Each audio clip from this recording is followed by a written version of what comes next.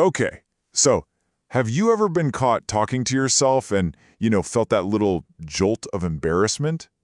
Well, today, we're going to dive into why that habit isn't just normal, it might actually be a sign that you have a really efficient, super organized mind. Come on, be honest.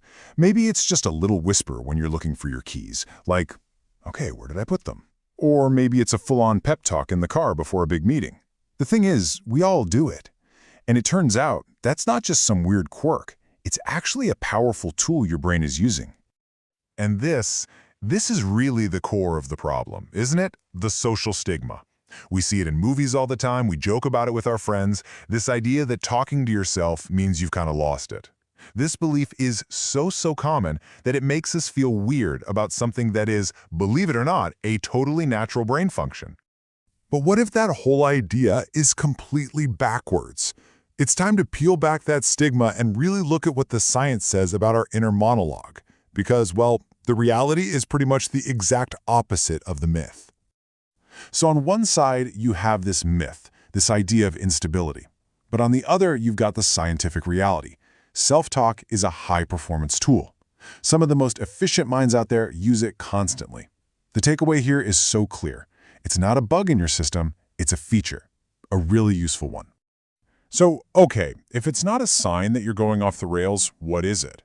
Well, psychologists actually have a specific term for this whole process, and it really captures what's happening in your brain when you talk yourself through something complicated. And here it is, mental organization. See, this isn't just random chatter, it's a deliberate, conscious process. You're literally using your own voice to bring order to chaos.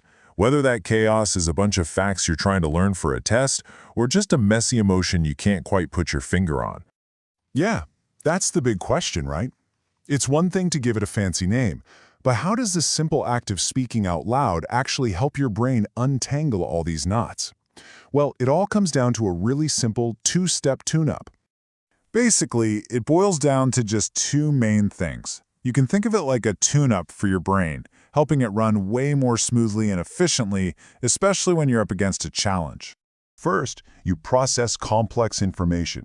By saying something out loud, like, reading the instructions for putting together furniture, you're forcing your brain to structure that information logically, step by step.